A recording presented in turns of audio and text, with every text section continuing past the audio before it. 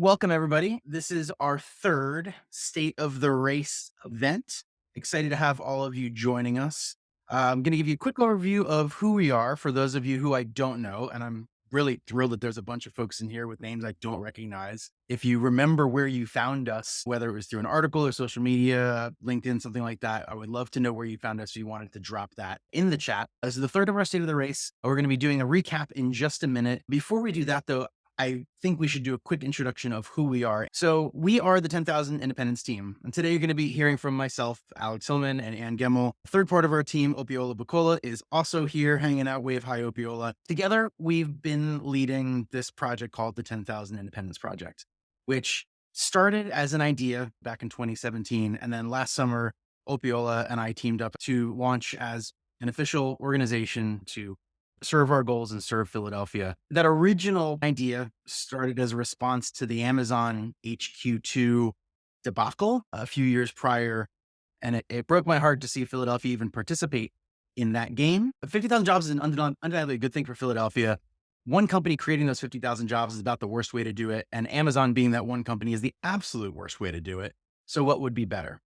And proposed that over the same 10-year period that Amazon had originally pitched their proposal, that if we focused on helping 10,000 people become sustainably self-employed, that we would accomplish a couple of things. First is we would help those 10,000 people become sustainably self-employed. And for us, that means the ability to take care of themselves, their families, their community. These are real jobs, just in a modern sense, where people are actually able to create those opportunities for themselves, but not by themselves. But also recognizing that statistically, 20% of those people, what they've put on their own oxygen mask, have the ability to be the next generation of job creators and start creating a new kind of opportunity for other Philadelphians. And frankly, the Philadelphians who we believe need those opportunities the most. So Opiola and I came together to put this idea, to bring this into fruition. And we looked ahead and realized that we have a big moment in Philadelphia's history coming up, and an important one, which is the mayor's race that we're all here to talk about. And that under any other circumstances or period of time, we would be focused on community and education resources. But any work we do now is basically building advantages for the next decade, because it might not surprise you, but all of our candidates talk about small business, but basically none of them talk about the independent workforce, the smallest of small businesses, these sole practitioners, these solo entrepreneurs, and so on. And further, they don't realize how big this population is. The independent workforce nationally has grown by 80% over the last 2 years, which is one of the fastest growing segments of the workforce. And then also from an equity and inclusion perspective, in Philadelphia specifically, according to recent Pew research, if you look at all the different slices of kinds of businesses, where almost all of them, the Black and brown ownership is underrepresented, this is one where it's not equal by any means. We have a lot of work to do, but it's closer to 30% of the pie. So we see that as massive leverage to be investing in a thing that's already doing well. And ultimately, our goal is to help whoever becomes our next mayor and all the people they surround themselves with understand this workforce. So while we've been doing this research and while we've been doing this advocacy campaign that Anne came on board to help us design and run, we were learning a bunch of things. And I said, one of the best ways to get our community involved is to teach them the things that we're learning. And so ultimately tonight is all about that. We're being radically transparent with all of our own insights and intelligence. Some of it is opinionated, and Anne's going to be super open and honest about that. But a lot of it is just helping you understand how we understand the current state of the Philadelphia mayor's race. And so I'm going to turn things over to Ann Gemmel to take things away for the rest of the evening. Thank you, Alex. Welcome, everyone. Super excited to get started. The first section is a little bit of recap and a little bit of landscape, talking about the moment that we're in the city, and also a refresher of some of the content from previous State of the Race, just to get everybody up to speed, because we recognize when we started talking about this in January, very, very few people were plugged into the mayor's race, but now it's April. And so we're going to be a little repetitive for the folks who have been tuning in, but it's for the sake of getting everybody up to speed quickly. So if you hear something that I'm saying that makes no sense, or you have a question about it, please go ahead and drop that in the chat. Alex is going to moderate the chat for all of the Q&A sections. Real quick recap of the candidates. There are other candidates that are on the ballot, but these are the ones that I feel are the most viable. They have raised money, they've put websites up, etc. They actually have careers and credentials that would qualify them to be mayor. And from the top, we have Helen Gim, former councilwoman at large, Maria Canones Sanchez, who represents Council District 7, which is where Kensington and the opioid crisis is really ground zero. Sherelle Parker is a councilwoman representing Council District 9, which is home base of the Northwest Coalition, bordering Montgomery County and Manioc, that whole Northwest area. Rebecca Reinhardt resigned from being a phenomenal city controller to run for mayor, and she has a background in the finance industry before she served in two mayoral administrations. Derek Green, a councilman at large, meaning he represents the whole city. Jeff Brown, he is a highly successful grocer, multimillionaire, owner of multiple shop rights in underserved areas and all around the city. Alan Dom, councilman at large, also known as the Condo King. He owns a lot of real estate. He has a very detailed plan to remove his conflict of interest if he does become mayor. And then lastly, State Representative Eamon Brown, interesting candidate, a little bit of a wild card. And the thing to note about Amen is that he did not need to resign his position in Harrisburg, unlike the rest of the field, who, like the council people, had to resign their roles to run for mayor. Amen Brown will still be a state rep when all of this is over. So it remains to be seen how much of a factor he will be, but I included him in this slide for a couple of reasons that will become apparent later. Also, he shares the same last name as the person who's been regarded as the front runner early in this political cycle. And then a recap very quickly of the historical context. A primary like this is not like any old primary that we have every other year because the power of incumbency in political races is super powerful. If you are already holding the office, you have something like a 78, approaching 80% chance of being reelected. And that's especially true in Philadelphia, where Democratic voters outnumber Republicans 7-1. So the comparable elections that we should be looking at, and we did look at, are the 2007 primary, where Mayor Nutter was a council person running against a millionaire and three other known politicians in Philadelphia. And then the 2015 primary is less comparable for a couple different reasons that we'll get into, but gives you an idea of the number of voters that we're talking about. So the votes that Mayor Nutter got to win with 37% of the electorate in 2007 is only 107,000 votes. And that's really a small percentage of a 1.5 million person city. Of course, not everyone's 18 or older in that population count, but you get the idea here. So looking at the Nutter race, there's a lot of strong name recognition in the 2007 primary.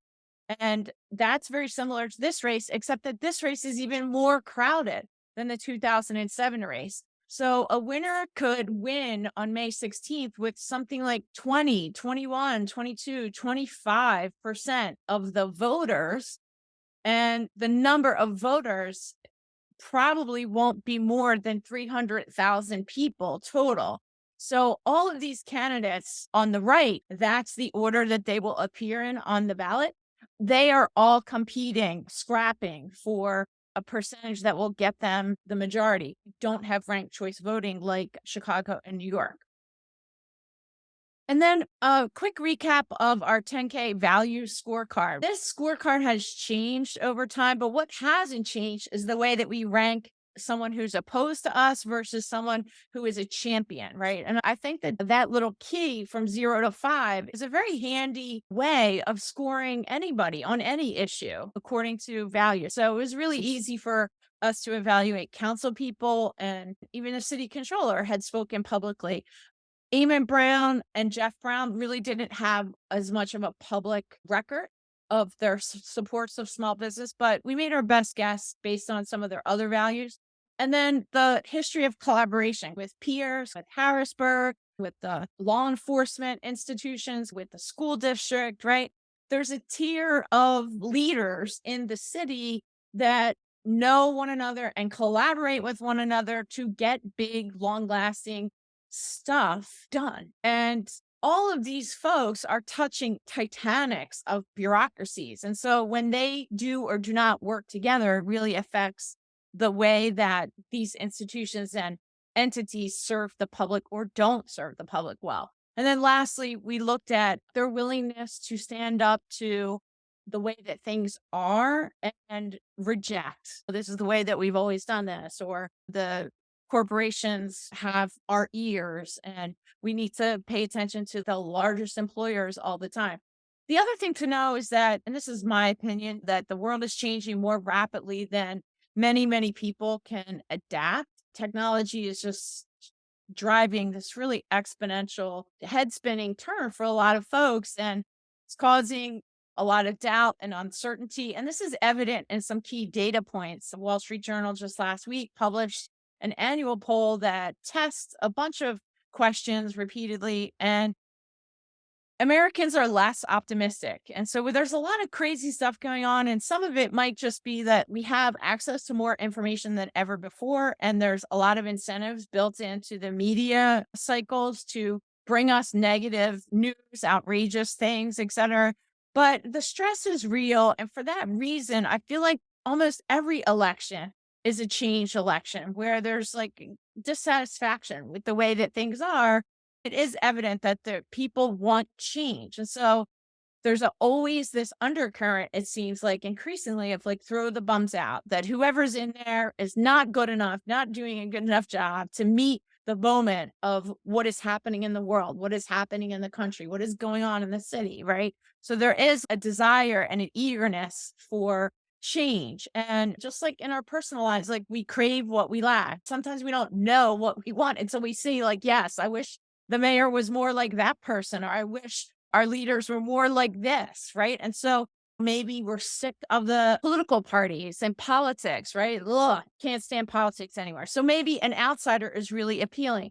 Or maybe you're a woman who had like a real Me Too moment and you're so sick of white male leaders or male leaders, period, right? You're craving a woman, you're craving a person of color to speak truth to power, right? So there's a whole bunch of different ways that people project their desires onto the existing candidates. But the thing to understand is that people do crave change, and that this is, in some ways, we could very well elect someone that is opposite of Jim Kenney, opposite of the typical mayors that we've had in the past. Also, I put like authentic lived experience because very often in the country, we have only the privileged, wealthy, Ivy League folks end up being in positions of power like a mayor or a congressperson. And I think increasingly it's more and more possible for people to leverage their stories of authentic lived experience and match it to leadership roles where appropriate. And I think in Philly, of all places, with our poverty rate and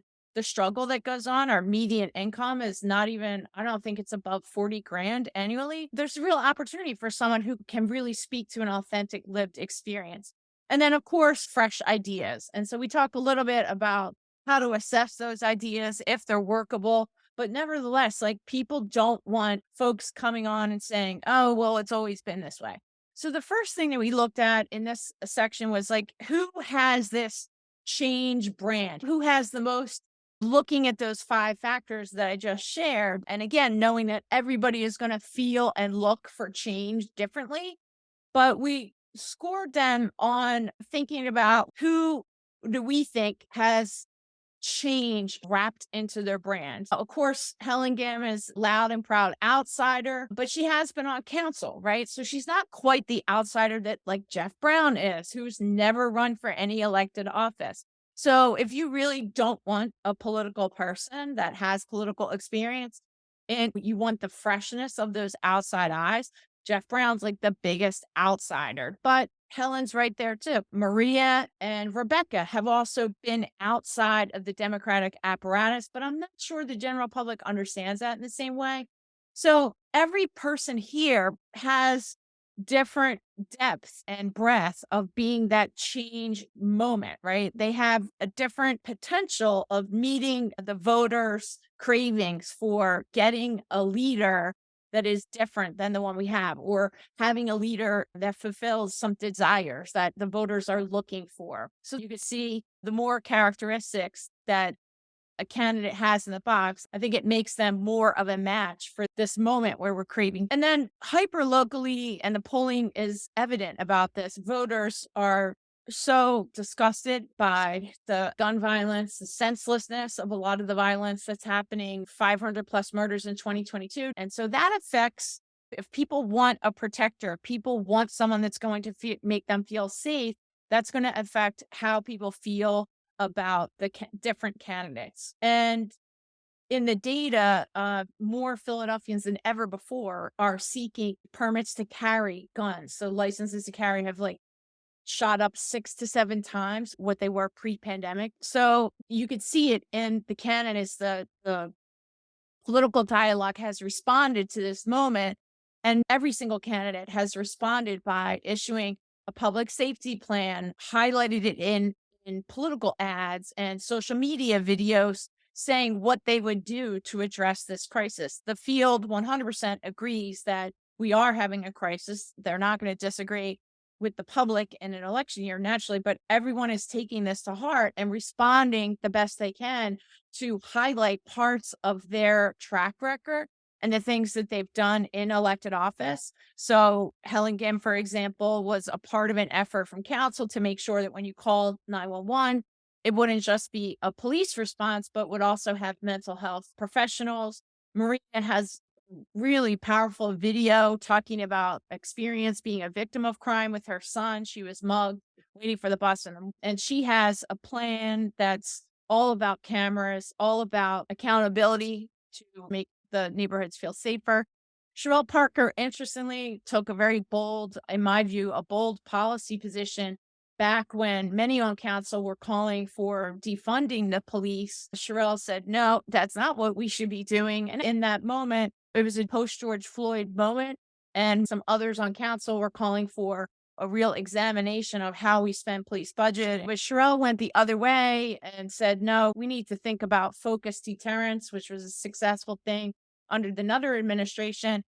But this is where identity politics comes in. Like, a white council person couldn't successfully talk about bringing back stop and frisk and then run for mayor. Really, only a black council person could say, we need to do this because there's something's got to change here. Rebecca's the city's auditor. She focused on the police budget. And Derek Green is a former prosecutor. He's lifting that up. Jeff Brown has hired returning citizens and sees that as a solution to crime because so many people who leave jail return to a life of crime. And so he has hired hundreds of returning citizens to work. Alan Dom has said that he will declare a state of emergency. That hits different neighborhoods differently. Some neighborhoods, like, it's alarming to them to think that they might be basically like in a militarized zone. It's not an attractive policy. And then Eamon Brown, he has lived experience as he did participate in criminal activity and reformed himself and has a very powerful story related exactly to this law and order moment that we're in, that there's agreement that Philly needs to feel safer. And so this is just opinion. I don't know what we don't know about these folks, but just looking at what I can verify from their council records and looking at what their strategies are for highlighting their own track record and their communications, their ads, their policy papers. The four that we put in the gold frames here have, I think, the most powerful case to be made to be that protector, to be that mayor that can lead the city into a safer, lower gun violence, right? And I think that these four candidates have the most powerful and resonant track records to meet the moment that we're in. A lot of institutional support and endorsements and money is just flowing into this race. Quick reminder, though, of what money does buy and what money does not buy. Money does not buy love, authenticity, telegenics, or a track record. So here's a quick graph of how people are doing with endorsements and super PACs. And really, it's about leveraging the money, spending the money well, leveraging the endorsements that you get in video ads. And then less institutional support across the male side of the field and a couple of self-funders. So Alan Dom has plenty of money, but he doesn't have endorsements. He is bankrolling himself. Jeff Brown is also chipping into his own campaign. So in summary, these 5 candidates are the candidates with a lot of money in the bank, whether it's from a super PAC or their own fundraising, or it comes with endorsements. And very often, the institutional support comes not only with dollars, but also with volunteers and boots on the ground. So these 5 are the ones that are bankrolled. Now, does that mean that the winner will be in this? I'm not comfortable calling that in a race like this because it's so crowded. So it's still anybody's race. And you just never know with a field this crowded. We won't know how much of an impact money had until the day after the election on May 17th. So we're up to questions. And wow, there's like 20 things in the chat. All right. Yeah, Awesome. we do have a couple of questions in the chat. I'm going to hit those first.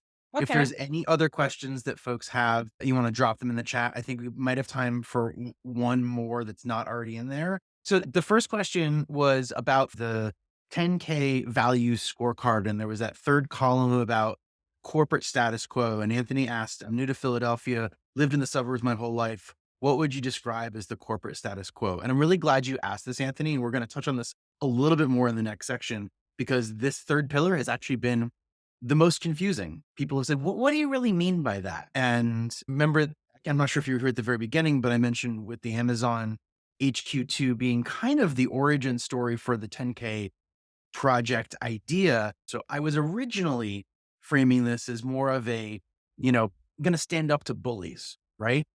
That's kind of the status quo is big corporations show up and say, give me tax breaks in order to give you X jobs. That's kind of the old school model of economic development. We have a very small number of large employers in the city. And I don't think it would be hard to argue that our city has a not so great relationship policy wise and economically with those large employers. I was hoping, could we score candidates on more forward thinking, more modern economic development policy? And the truth is I don't think any of them know what else is even possible yet.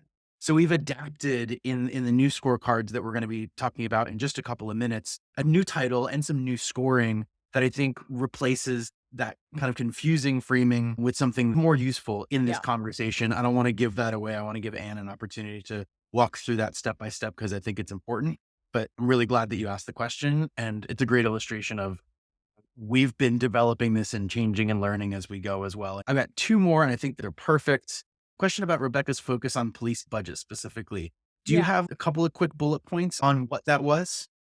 Yeah, so she did an audit of how the police spends the money. And she, for example, highlighted the fact that a lot of police budget goes to desk jobs and running the bureaucracy, right? So that you're training these officers and they have specialized training. And then many of them end up doing desk jobs that in other cities are done by civilians for lower pay and lighter benefits because a huge cost is the justifiably so, like, benefit package for people who are out there risking their personal safety to keep community safe, right? So there were all kinds of really good nuggets. It's most likely still on the city controller's website. And Rebecca, I'm going to be honest, she's been running for mayor for a number of years now.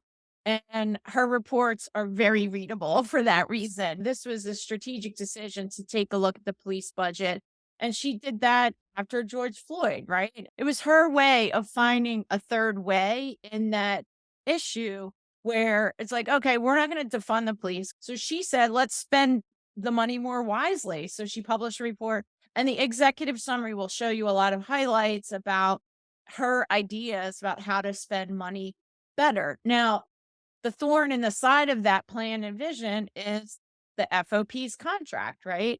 So that's very hard, but that's 100% in the mayor's control. The mayor cannot tell the police commissioner how to operate the police force. There's limits to that direction, but they directly negotiate the labor contract, which has a huge impact on how the police do policing. The FOP has a lot of power and say in all of that, and it affects our city budget, of course. And they have not endorsed a candidate. It's interesting. That's one of the significant outstanding endorsements remains to be seen the last couple of weeks. That's a really good transition to what I'm going to make our last question before we move into the next section, Yep. which is How much do endorsements matter? It depends on the endorsing entity. It depends on how serious or deep that endorsement is, right? So, like Mayor Rendell may or may not endorse a candidate in the mayor's race. There's a lot of rumors about that. Mayor Rendell's not going to have $1 million to put into a super PAC. Mayor Rendell is not going to be able to command an army of 100 volunteers to go knock on doors, but his endorsement will matter to some people in a way that's very hard to measure. A union that is committing a number of dollars because they're all in on a candidate and they're giving their workers paid time off to go knock on doors on behalf of that. So endorsements matter differently depending on the entity that is doing it and also how much that entity cares about getting the W. Sometimes it's just a hand wave endorsement, like, oh, we'll give you some press and we'll be at the after party when you win. But that doesn't mean millions of dollars or boots on the ground. So it's a very hard question to answer. And sometimes you never know. And sometimes it's year to year. The only thing that I would add to that we've talked about is the fact Yeah. that they matter differently than they used to in some ways because of institutional power and the way people participate in their institutions. So in the Yeah. past, a union endorsement would likely mean that if the leadership was going to vote that way, so would a lot of the membership. Obviously, not everybody, but a lot of them would kind of rank and file follow along. And people have found their decision making bodies in more places. They're more fragmented, and so the odds of that being the case, the top level endorsement influencing the membership underneath it, whether it's a union or even a newspaper endorsement. People Exactly. believe in those institutions and they follow those institutions' steps less or at least differently in a lot of cases. So Yeah. it's tough to tell. Yeah. Well said, Alex. I think we leave it at that. The last question Vanessa asked how much bank is bank, and I'm pretty sure the 5 candidates that were left on screen all had over $500,000, some well into the millions, but I'm pretty sure the floor for that list was somewhere between like 5 and $600,000, and that was back in No, February. you're thinking of what the candidates raised themselves. We're talking about millions of dollars in the super PAC. Like Alan Dom has written himself a check for 5 million, and that was what he did in 2022. There's another finance report that was due at the period ending March 31st, where we'll find out how much more, the candidates raised on their own. But that is a small number compared to the money that goes into independent expenditures and super PACs. So this is a hugely moneyed race. Millions and millions of dollars will be spent just on TV, just on political ads, making them and running them on TV. So the bank means millions. All right, cool. So we changed the scorecards. The small business policy became a score of the meetings we had with the candidates. So not just their track record. We had the ability to sit down with them and talk to them about 10K, talk to them about balancing their economic development vision to give more support and consideration to solopreneurs, freelancers, and super small businesses, and making it a part of job creation in our city and region. And also what they published on their websites and what they were saying in at all these forums. So that became a much more in-depth score. And then collaboration, we could build on the little bit I knew about how well they collaborated anecdotally, and we could actually score them on how well they were collaborating with 10K, with our ideas, with their willingness to send us 2-minute videos or meet with us or even answer our emails, right? So we scored their collaboration in real time the last couple of months. And then lastly, we recognized that really what we want is more balance in the economic development policy discussion. And when a candidate is asked about what's your plan for more jobs, that they don't just say, I'm going to go out there and I'm going to recruit a headquarter to come to Philly, that it was not just about attracting the next big company, but it was also about building the businesses, building the ecosystem, building the innovation energy, recognizing that every business starts with one person and that in this day and age, a one person business can be a wildly successful and self sustaining career that can influence their community, their neighborhood, and save for retirement and everything else. So, our message was starting to get through, and we were starting to see a lot of more balance coming out of the candidates' mouths in public and private and writing, etc. So the scorecard changed more positive. I think almost everybody benefited from our adjustment of this scorecard. And it's been great, honestly, to see that our effort is working. Like our message is getting through to the candidates and they are repeating the things that they're learning from us. And every candidate's ears and heart is big and open on the campaign trail. It still remains to be seen. Will they follow through on this? That's always a question. But anything that a mayor does starts with what the candidate said on the campaign trail. And right now, most of the candidates are absolutely saying the right things. And then a part of advocacy is continuing and holding accountable through the transition phase, through the first term, et cetera, saying, hey, remember you said this? We have video. We want to help you execute on that stuff. So this scorecard will be available and the materials sent out, and we're open to discussing it. I will add one Mhm. thing that is going to be part of the follow up from tonight. Yeah. That first column, the small business policy, the meetings we've taken, the website analysis, and spent a bunch of time really combing through. And so we've compiled all of that stuff. That's going to be part of a follow up document that'll go out. So you'll be able to get some of the things that we thought stood out to us as interesting, but also links directly to these candidates' small business policies if they published anything at all. All right. So basically, we took this scorecard and we added up the points that go across. So Jeff Brown, he's, a 355. His score is 13. Follow. So this is 10K value scorecard. Now, we're an advocacy campaign and we encourage other advocacy campaigns to do something similar because it's so easy to just get caught up in who you like or who you don't like, the feelings, right? And feelings are powerful. We get that. So your values as a voter may be different than the 10K values, but our service to this community is like we're doing a lot of thinking and evaluating. We just want it to make sense and be transparent and know that it's not just my feelings or Alex's feelings or Opiola's feelings, but we're using a rubric and we're discussing each candidate's score. And you could see that the field is looking good. Like they're listening to us because they're smart candidates and we're well organized and we're talking about this issue. And so they're responding. And if you're running a solo business or a small business, like we have a field that is really good choices for our issues, in my view. It's a good thing. Before you move on to this Yeah. next part, would encourage folks to try filling out the scorecard on your own, whether it's using the same 10K issues or filling in your own. And ultimately, my favorite thing about this framework that Anne developed is it became a tool for her and I to have conversations, for me to learn.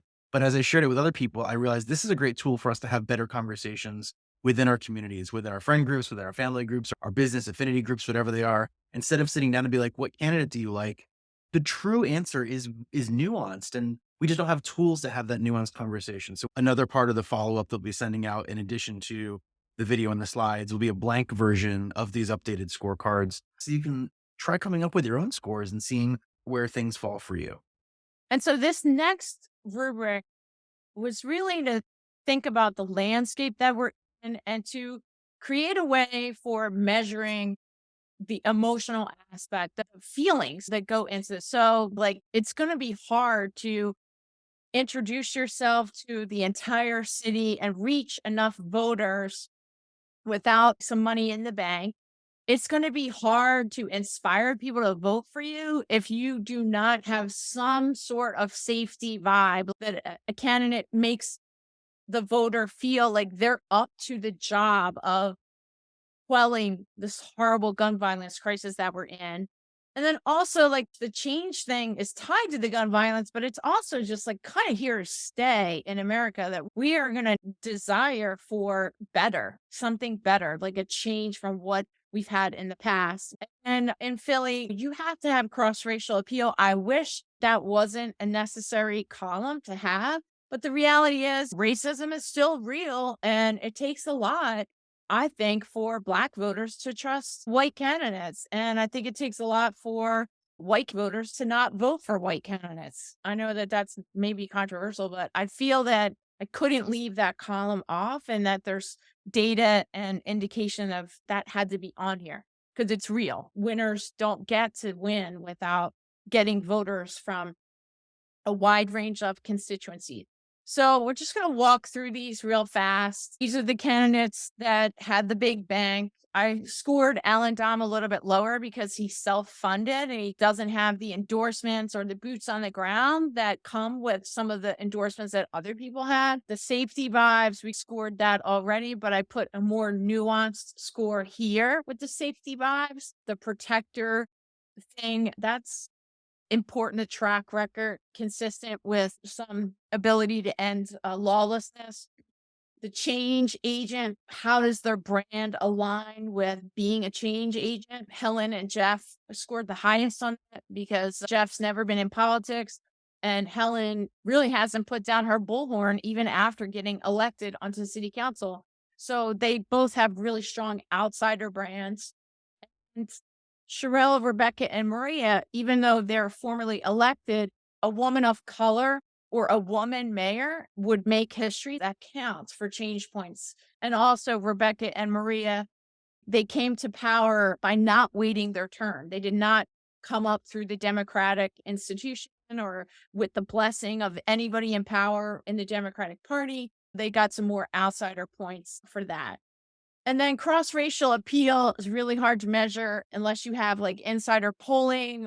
And I have seen some of that and just talking to different types of voters and how they're feeling anecdotally. This was a hard to score, but we'll know a lot more about that the day after the election. So that's our scorecard for match for the moment. And then these are the totals for match for the moment. Abe Lincoln ran for office like 3 or 4 times. He wasn't a good match for the moment the other previous times, and then the match for the moment. So it's not a disparagement on anyone here. It's just saying that their track record or their brand or the way that they make voters feel may not be the best match for the moment, but there's a few that are floating to the top tier in the match for the moment in our assessment. And then side by side, what are the values that we care about and who is a good match for the moment? And so there's candidates that are based on our rubrics in the top tier on both columns. That doesn't mean that we're making a prediction about winning. Far from it. It's just an analysis because honestly, as we've said multiple times, this is 100% anyone's race and a lot can still happen in the next 6 weeks. We're going to talk about that in the last section. So now we're up for questions on the rubric. Anybody have any questions there? So we can kick off with a first question that I have here in the chat. If folks have questions about the rubric, any part of the rubric, either what it means, how to interpret it, our scores, we can go back to particular ones. First question, what about likability? Well, honestly, I think match for the moment feeds into likability, right? People like a certain candidate because they're feeling a certain way in the moment that Philly is in, right? So there, I think it's a little bit of that, but like that old test of, oh, would you like to go out and have a beer with this person? Every voter is different. It's like that will matter. That feeling of, I just can't vote for that person. I don't like them. Some people can get over that. Some people can't get over that. That matters differently to different voters. And I think a part of doing an advocacy campaign where you organize your thinking as a coalition, a number of organizations think about what do they want out of the next leader. They can do that likability thing, but really it's very closely tied to your values. We don't like people that don't share our values, right? We don't like people that aren't resonating in the moment and what they say. So I think it's kind of woven in and out of here, but I don't want to do a likability score because almost everyone on this list I have worked with them before and liked them and like who cares what I think, right? If they're likable or not. It's I think it matters, but it's very personal. Great. Second question I have here about the rubric. Is there anywhere that we're taking into account blunders, attacks, and negative things? I know we're going to talk about that more in the next Yeah. section, but is that factored in here in some way? Or if it not, why? Well, we don't know that much about the attacks that are coming, but the attacks will come on one of these 3 things, right? We've already seen Jeff Brown get attacked on his cross-racial appeal. There was an ad funded by Alan Dom that said he dissed Michelle Obama, he misused her quote, he was disrespectful to Michelle Obama. So that attack ad was very strategic in that it was trying to say he's not who he thinks he is because he's claiming to be friends with the Obama when in fact he didn't have permission to use it. That's attacking him on the cross racial appeal and also a little bit of the change vibes. Like you think he's this guy who is different than the rest when in fact he's doing very typical shady political ads by misusing Michelle Obama. So I think that the attack ads are going to try to diminish the candidates on one of these important things: safety, their brand as a change agent, and their cross racial appeal. I think it's a great answer. Last question, based on polling that you've seen and where all the places that you've seen it, you're very plugged in. How do these scorecards line up with the broader polling that's going on? Yeah, so I'm really not able to share the limited amount of polling that I have seen. And I also feel like different candidates take polling and they disseminate it if it benefits them and what they're trying to say to their donors and to their volunteers. So Jeff Brown released a poll, and lo and behold, Jeff Brown's poll found that Jeff Brown is the front runner. But we weren't able to see like the crosstabs or the opportunities or the weaknesses. So when you do see polling, you always have to have it with a grain of salt. One, because polling is kind of losing its power. Even the Fetterman race, like that was supposed to be really close, and he won by more points than anybody was projecting. And of course, the Hillary heartbreak when Trump beat her. So polling is tricky and you have to take it with a grain of salt. Good questions. Before we head into the next section, I'm going to say something that I'm sure you're going to hear again, but I think bears really reinforcing for all stages of this section is that 10,000 Independents is not an endorsing body. But further, we're not specifically trying to get any particular candidate elected. We're trying to make sure that whoever gets elected and the people who don't get elected and end up in other parts of the institutions of our city understand this community. And so while we're going to be giving some examples in this next section of specific candidates, and our special guest is aligned with a candidate in particular as well, I just want to really reinforce that we're not here endorsing or suggesting that you vote for. We hope you vote. That's all we really hope for, is that you vote. That's the most important. I hope I don't need to suggest that to anybody here, but I just wanted to lay that out for this next section because I think it's really important that folks understand where we're coming from, but also we'll be sharing specific examples of candidates that I think the reason for that disclaimer will make sense in just a moment. Okay, this next section is going to be really fun. The last question was about feelings and likability. And that is really the power of video. We've all been raised on either TV or memorable video moments. Like video has a power that cannot be understated. And the difference in the political world now in our society in general is that the ways of creating and disseminating video are changing so rapidly. And TV ads are not the only source of how people are seeing political ads. But make no mistake about it, they're gonna find you. You're gonna see them on Instagram, you're gonna see them on your TV if you're still watching it. They'll pop up everywhere. And they have a predictable rhythm, right? And again, all these folks have hired top gun strategists to create the video, to design the video, to pull it together. So they're gonna spend money on the creation and they're gonna spend money on getting them on TV, and that's still the most expensive place, but you're going to see it everywhere. You're going to see them on social media. You'll be able to see them on YouTube very easily, on the candidates' websites, in your own text messages. I just got a text message telling me Helen Gim has a video and I need to watch her ad and tell them what they think. So they introduce themselves, then they dive into an issue. Most of the videos are probably going to be about public safety. And then a little bit closer, someone's going to have polling, and we've already seen that with Jeff Brown.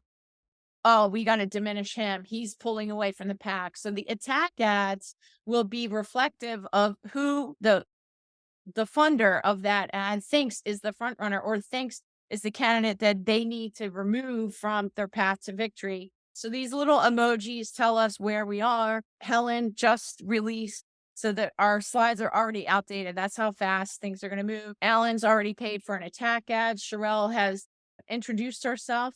Rebecca introduced herself and her endorsers in a really clever ad. So it's powerful. And we wanted to share a video we have. We asked the campaigns to collaborate with us by sending us 2-minute videos that we then reacted to. So this is the first What's one up, from Philly? This Sherelle is Ann Parker. Gemmel and Alex Hillman from the 10,000 Independence Project. And today we're reacting to some custom intro videos that we got from all the people who are running to be mayor of our city. We asked all the candidates to learn a little bit about us, what we're doing, and then record a 2-minute introduction video explaining who they are to the 10,000 Independence community. So today we're reacting to a video from Sherelle Parker. Let's see what she has to say to us. Hello, 10K, and thank you so very much for having me. My name is Sherelle Parker. I am a proud Democratic candidate for mayor of the city of Philadelphia. I want each of you to know that creating economic opportunities for entrepreneurs has been and continues to be the keystones of my campaign.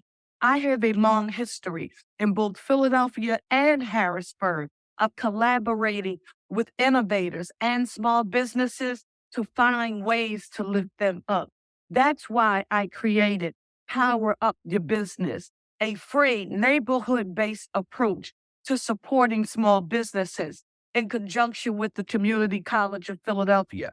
Our focus has been innovation, acceleration, and growth in our city. That sounds really interesting to me. Do you know anything about that? Oh yeah, I looked into it. Say more.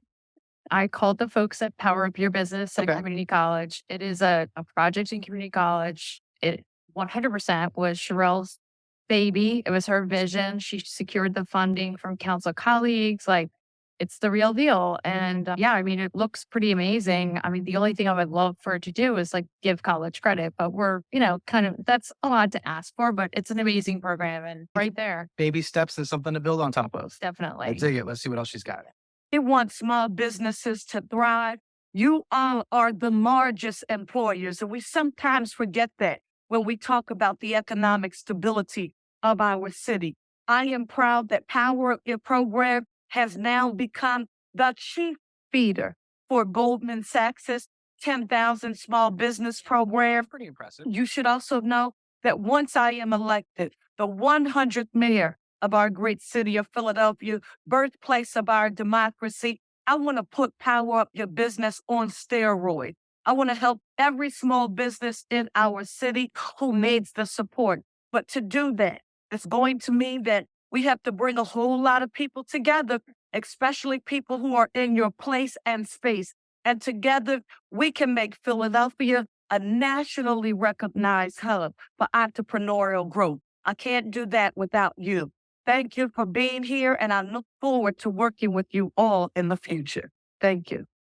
So that part about the feeder to the Goldman Sachs program, you need to be in business for 3 years. So it's perfect that Okay. Power Up Your Business helps people get to that 3-year point, which is it's Big deal. a milestone. Yeah. Yeah. And so then they can access this Goldman Sachs, amazing resources, national network. That's So awesome. it did check out like that this program that she started is the main feeder. That's really cool. Yeah. Really cool. Pretty cool. That's very impressive. The other thing that I Yeah. heard was her message kind of from the start is collaboration. We've heard Cheryl on, at forums and whatnot. A big part of her message, not just her message, but like her track record of working with other institutions. That's clearly how she got Power Up off the ground, working within City Hall, also like intergovernmental with the state and stuff like that. And so like that feels aligned in terms of somebody who's going to collaborate with, us, collaborate with all the other people that need to come together to do that. So I like what I heard there. Yeah, she has an amazing track record, intergovernmental, so she can collaborate above herself and her position laterally, and then also into the community, private sector. But even just CCP, right? It's Right. like CCP is not going to do something just because a council person. They have to want to work with her. Yeah. And they did. They Yeah. did want to work with her. The program started in 2017, and it's probably just at the beginning of its potential. Yeah. A lot of wins in there. I'd say that like the only thing that I wish I'd heard more of was, when she says small business, I like that she said all small businesses. I don't know that she knows about the kinds of businesses that, are in our community, the online businesses, the one-person businesses, the businesses that grow are important, but so many businesses aren't past one person, and that shouldn't be a bad thing. So I think it's just an opportunity to connect and educate and show her more examples. She seems like a champion Yep. who would get behind that when she knew it and understood it, and maybe help us see how to position that better for the political world, so the economic development world as well.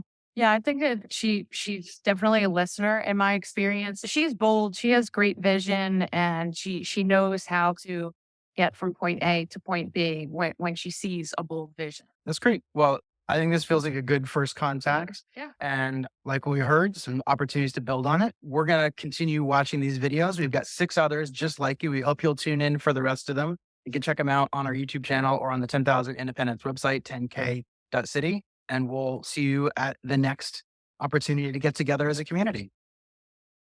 Okay. So but that was a lot of fun to do that. And it kind of speaks to the likability. Like you can see the candidate talking.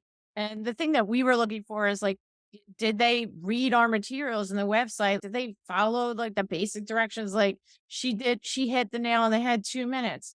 It wasn't apparent that all the candidates read our website. So we'll have reaction videos. They give you a flavor for the vibe, the likability, the authenticity. And I'm really pleased with how they all turned out. In case folks go to the 10K YouTube channel, that first one is up today. We're going to be releasing one more per day over the next 7 days. So if you subscribe to the channel, you get notifications about that, or you can just check back over the next couple of days. But we've got videos from 7 out of the 8 candidates and similar commentary from Ann and I about what we thought was good and what we wanted to see more of. All right. Again, it's anyone's race and anything could happen. And one of the big factors is like the videos that these campaigns are going to create. Are they going to be game changers? Are they going to catch like some local political version of viral and like really catch fire and enhance someone's likability brand or get the attention of people who don't really want to pay attention to political ads? Unforced errors, who's going to get attacked. We don't know how good the get out the vote operations are. And we don't know the factor of the mail in vote. This is the first local election where you don't have to have an excuse to get a mail in ballot. You can just mail it in. And we don't know if that's going to affect because you might decide today, like, oh, I know who I'm going to vote for and mail it in. And then one of these unknowns happens. And you're like, oh, damn it, I already voted. Right. So we don't know the factor, how that's going to affect. Still anybody's race. Here's the folks, their websites are getting more and more robust. Maria and Rebecca in particular have really detailed plans about small businesses. I encourage you to read them. They just keep adding more and more stuff. And there's many, many ways to participate. If you're an independent when it comes to politics, not just your business, you need to register Democrat to have a voice in the primary. So do that by May 1st. If you want to vote mail in, it's easy to do that now, but I would do it as soon as possible, honestly, because May 9th is only a week before the election. That makes me nervous, but you do you. Lots of ways to meet the candidates, lots of ways to support a candidate. Candidates notice when you repost their videos that they put on their Facebook or you retweet them. Facebook is really like the fire hose of reaching the public. Instagram too. Candidates will notice if you're chiming in positive ways on their social channels. And then, of course, writing a check or volunteering if you feel really strongly, go get in the mix. So, the next section, we want to introduce our celebrity Jeopardy guest. The clue is this former public servant used a cutting edge video style to address a top election issue featuring a powerful messenger to get to the W in 2007. Who wants to take a guess about who our celebrity guest is? Celebrity guest tonight. It's Michael Nutter. Welcome, Mayor Michael Nutter. Thank you for joining us. Hey, everybody. And thank you so very much. Alex, I thank you as well. Been enjoying the conversation and the commentary. So thank you for the opportunity to be with you.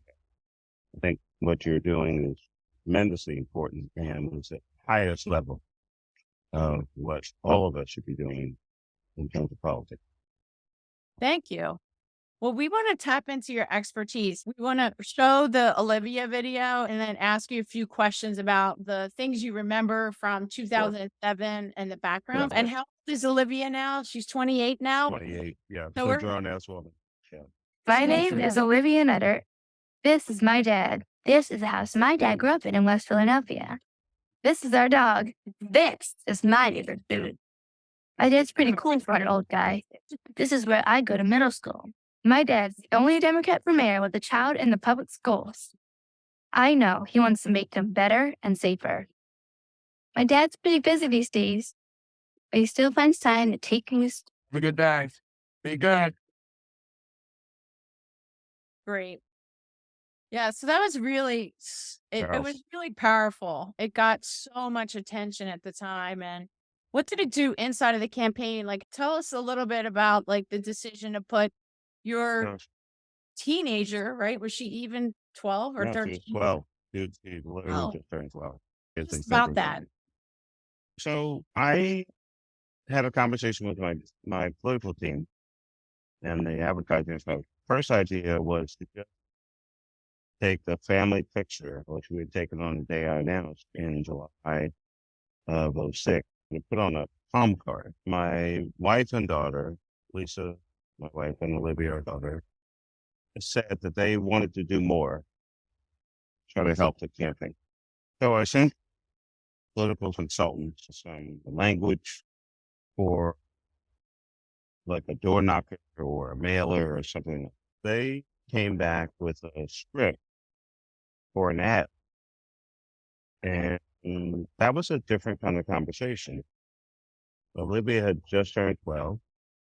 The ad was, and it was about really kind of humanizing me. Most people knew me as, well, not that many people knew me. Our own polling told me that. But the few people who knew me, I was basically like, some serious, buttoned up You were Wharton Wonk, Wharton guy, went Yeah. to St. Joe's private Jesuit school, uptight. I mean, that was the profile.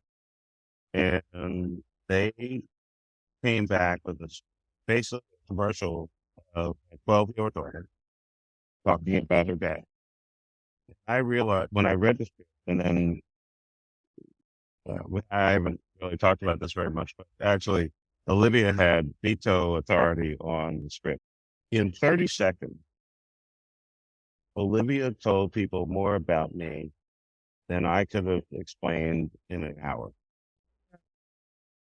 Right. Because if you look at it and pause it on the segments, Yeah. what did you see? First of all, I mean, I'm a dad, so I'm biased. A beautiful young lady. Well, she told you where I live in a row house in West Village. Told you that she went to public school and really busy and working hard, met the community, et cetera, et cetera. That ad really changed the dynamics of our campaign. So I Yeah. was in fifth place by my own poll in a 5-way race. We were doing regular polling, consistent basis. And that ad only ran 1 week. And in a week, we saw a movement. I went from fifth to fourth to third. Whoa. With 1 Whoa. week of advertising by that ad, because it spoke to so many people in so many different ways. Yeah, that's powerful. And you know what else? It showed the public that you are raising an amazing kid. Like, she was so poised. It was all her. Yeah, it was her, but it's you too. Like, you're the father of this creature that is capable of nailing this political ad as a Yeah. 12-year-old. So it was a way to introduce you in ways that you could Yeah. write a book about. But the other thing about the ad is, those who either do it or don't know it, everything in that ad was true. I would hope so. Yeah. No. I mean, well, hey, I'm just saying. I mean, Hey. I took Olivia to school every day from Mhm. kindergarten to 12th grade, Nice. every Nice. day. So, but the other thing is really kind of funny. I mean, you saw the part about her like making her bed or cleaning up her room. I mean, that was the Right. last time that room ever looked like that. I mean, it was Well, great for TV, but Yeah. most days that room didn't look like that. Right. Some of her best girlfriends from school were in that ad. Their parents allowed them to be in Nice. the ad. Well, the bedroom shot was cool because it's not like she wasn't some rich kid. You know what I mean? She cleaned up her own room. Her room was just a That's it. regular room. She wasn't some Yeah. royalty, Yeah. Yeah. you went to Wharton, but you're just like a regular guy eating pizza standing up. There was Yeah. so much And about it's- that video. That ad for us, that ad changed the entire dynamic of the campaign. Mhm. It's the No, first time that people actually started paying attention. And that's our great. polling, internal polling, our tracking polling, So speaking of polling, like what do you think about the difference between the accuracy of polling in 2007 and polling now? Like I'm curious your thoughts. I think for the most part, I think people still actually tell the truth. But Mhm. what we saw, of course, in 2016, Trump Clinton, Yeah. and I think nationally, I think in many instances, people literally don't tell the truth. But I Yeah. think locally, people still take it seriously. They respond to questions. But I will say this: I've seen a bunch of polling by the local political candidate, especially for mayor. It's a little all over the place, but I think it's Mhm. also episodic based Right. on when you talk to people. I'm Yeah, always curious about the lag time because a lot of yeah. the polls that we learn about, they were taken before many people got on TV. So it's Somebody said something that got them in yeah, trouble. And so yeah. you're always, every poll, whatever poll you see, you're Right. always going to be at least 3 to 5 days, whatever else is going on. These Yeah. ads that your Right. campaign created were actually award winning, like Yeah. nationally recognized. So everybody's heard of Oscars, heard of And Emmys, Tony. Well, in the political community, there's something called Polly. And our 2007 ad campaign in the political community won the Polly 2007. It was called From Last to First, but it was primarily driven by the Olivia. And other people have tried to imitate, but there's only one Olivia. I do have one more question and appreciated your reminder when we spoke yesterday that you do have a candidate that you Yeah, supported and endorsed. yeah, but that's not Uh, why I'm here. that's not why you're here. But broadly, what do Yeah, you believe our city needs in the next mayor? yeah. So what I look for in any candidate, for any office, I look for smart, I look for heart, I want to know what's in their soul, and I do a lot of candidate conversations, advising, interviews, etc. First thing I ask every candidate who wants to talk to me, why are you? What is this about? A Mhm. massive ego trip? Or you just care about people? Right. The answer to first, I have nothing for you. Let me bring a short conversation. I'm a public servant, whether in office or everything I try to do is still geared towards public service. Somebody's got something in the track, something about electability. Anybody can get elected, but anyone can't govern. I look for someone who has the capability to actually govern, make decisions, be in the trenches, and deal with the complexity. Even if we are the sixth largest city in America, it's still a big ass place. Something happens every day, and you have to make decisions. You know that. That's great. Appreciate your time and willingness to answer a couple more. I've got a couple of good ones. I've got two more. Yeah, We're going to line those up and then everybody call it a night. What do you look for in an election cycle that helps you tease out either posturing versus authentic messaging? How do you navigate the difference between them? Look, everybody's against crimes. Everybody wants kids to do well. We want our seniors to live forever. We want young people to have fun. So, okay, that's fine. How are you going to do that? What's involved? What's your team? How do you put together the best possible team? Are you hiring people who are smarter than you, and then you're gonna, give them your vision and let them go do their job? Right? That's what I want a crew of people around me who are much smarter than me, who know their stuff. I tell them what I want, and then they go do their thing. So, because you can't do this job like I tell electeds, especially mayor, never stand behind a lectern by yourself. If you got a serious issue going on, put the team there because somebody's going to take that photo and they need to see that you and your team, you're honest, you're all over it. You know what you're doing. That's great.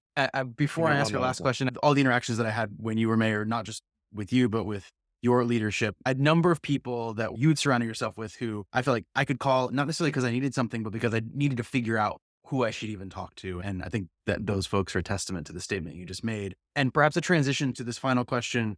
If there's an achievement from your administration that you still feel is shaping Philly, in 2023, what might that be? So because I'm a recovering elected official, I can give just one answer. So the thing that I'm most proud of is that we have a 30% reduction in homicide. That my last 3 years in office, we had achieved the lowest numbers since 1967. But if somebody ever asked me what I'm most disappointed, I would say it's the other side of that coin, which is we still had 246, 248, 280 last 3 years homicides in the city, and that was 282.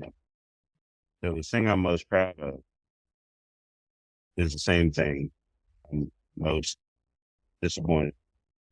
Because you cannot have a great city if people don't feel safe.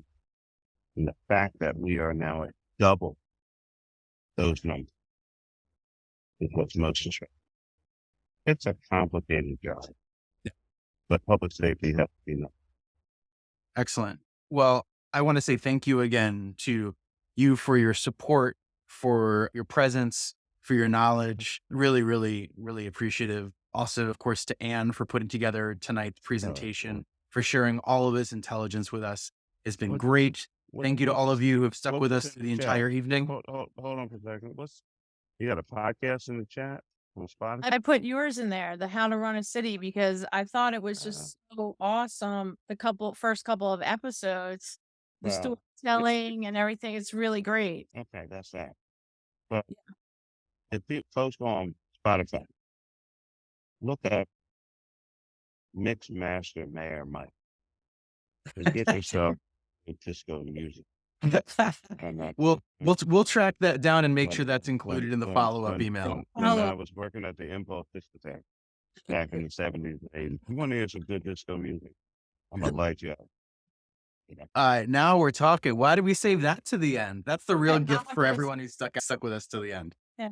Well, thank you for that and for everything else. For everyone who Maybe stuck this is around, like thank you again for being here, for supporting this work, and for showing up. We've Yeah. got some great material we'll be sharing with everybody after the event. So watch your inboxes for all of the slides, the video recap, the rest of our reaction videos, and a whole lot more coming out between now Can I and say one election more thing? day, which is May 16th, Tuesday, May 16th. Make sure you're registered to vote. Make sure you're registered to vote Yes. D. Tell your friends, make a plan to vote or Participate. do it together. That's what makes a difference. And you'll be Thank you hearing all. from us again very soon. Thank you all Thank for caring.